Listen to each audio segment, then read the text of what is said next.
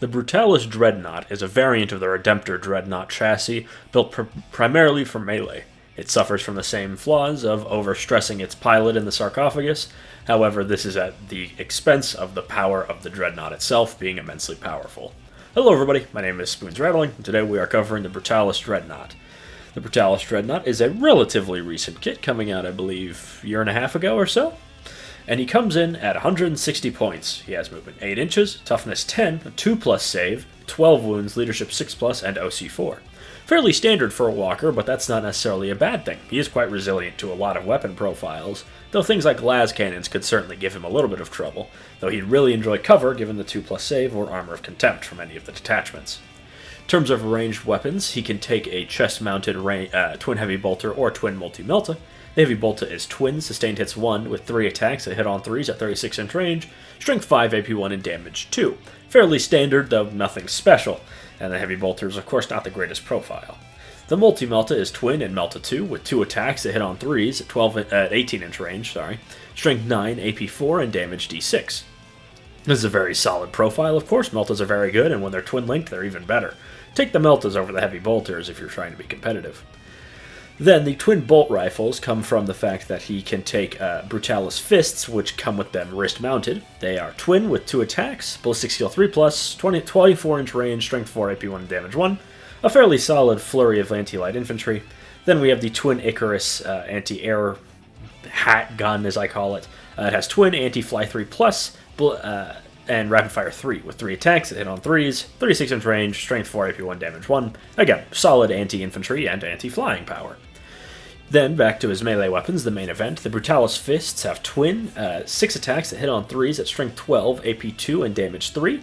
The Brutalis Talons come with 2 profiles, Strike and Sweep. Both are twin-linked. Strike is the same as the Fists, and the Sweep is 12 attacks that hit on 3s at strength 7, AP 2, and damage 1. Personally, I prefer the Talons, as I think they are more valuable than the twin bolt rifles. It has Deadly Demise D3, and then on the charge, you roll a d6. On a 2 to 3, the enemy suffers d3 mortal wounds. On a 4 to 5, the enemy suffers 3 mortal wounds. On a 6, the enemy suffers d3 plus 3. Very solid for helping it deal with things like the big knights that I can't quite remember the name of, or Bane Blades. Anything above toughness 12, really. Though, in general, his profiles won't really struggle with much given their twin-linked nature and high strength on both. The sweep will tear through things like guardsmen and orcs, and of course everything else will crumple before the strike mode. So the Brutalis is sort of a rather quintessential 40k thing. It's a giant robot with heavy armor that runs at the enemy, shooting a bunch of guns and trying to beat the hell out of whoever it gets into contact with. Though, in relation to that, its speed is fairly moderate. While not slow, it's not exactly fast either, which means it's quite susceptible to being kited. However, that's not necessarily the biggest problem with the Brutalis given its cheap cost. It's also quite tough, which is a nice boon, and one of the major things is the threat it poses in the bubble around it. It almost acts as an area denial system. If anything gets within range and doesn't kill it, or can't kill it, has to focus its fire elsewhere, it will really pay the price when this thing gets into combat with it. Not only will the mortal wounds be very useful, its melee is general purpose as it comes. In terms of detachments, it really does enough to work as a distraction or a sort of area denial, as I mentioned, in any detachment, but if you really want to go heavy on it, Sons of Sanguinius makes it just apocalyptic how much damage it deals. Though I think it's at home the most, unsurprisingly, in the Gladius Strike Force, as there it gets access to Advance and Charge, as well as Lance from a stratagem, which is very useful.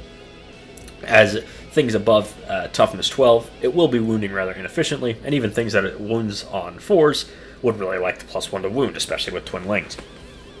And Gladius in general is a very solid attachment. Though, in terms of Dark Angels, it is interesting that it has the Deathwind keyword, so it can technically fight on death, though it is a bit of a coin flip, but if that coin flip goes off, it will absolutely drag down whatever it was fighting when it died.